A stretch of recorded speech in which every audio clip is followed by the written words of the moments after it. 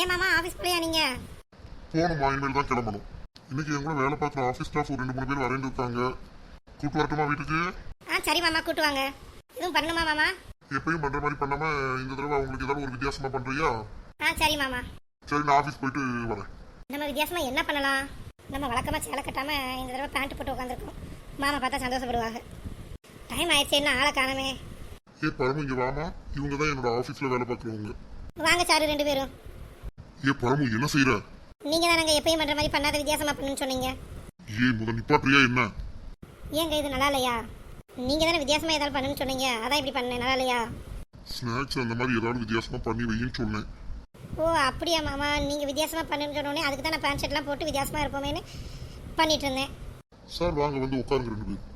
இல்லை சார், இருக்கட்டும், பரவாயில்ல. நீங்கள் உங்கள் ஒய்ஃபை கவனிங்க, நாங்கள் வீட்டுக்கு போகிறோம். பரமு பாரு, நீ பண்ணதுல அவங்க கிளம்புறேன்னு சொல்றாங்க. ஓகே சார், நாங்கள் கிளம்புறோம். இன்னொரு நாள் வேணா வர்றோம். பரமு, உனக்கு கொஞ்சம் கூட அறிவுன்றதே இல்லையா? வந்தவங்க முன்னாடி எனக்கு இப்படி அசிங்கப்படுத்துறியா நீ? ஏங்க நான் நல்லா தானே பண்ணேன். உங்களை ஸ்நாக்ஸ் ஏதாவது நான் வேற டிஃபரெண்டா ஏதாவது ரெடி பண்ணி வைன்னு சொன்னா நீ அவங்கள்ட்ட வந்து உன் மூஞ்ச மாத்தி காமிச்சுக்கிட்டு இருக்க. என்ன நினைப்பாங்க என்னை பத்தி?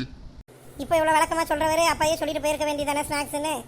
நீங்கள் மொட்டையாக சொல்லிட்டு போயிட்டீங்க. நான் என்ன ஏதுன்னு தெரியாமல் கஷ்டப்பட்டு அப்புறம் தான் சரி சேலை இல்லாமல் பேண்ட் ஷர்ட் போடுவோமே போட்டு எக்ஸ்பிரஷன் என்னடா செய்யலான்னு யோசித்து பண்ணியிருக்கேன். ஆமாமா, தெளிவா சொல்லாதது ஏன் தப்பு தான். போ, உன்னை வச்சுக்கிட்டு ஒன்றும் செய்ய முடியாது.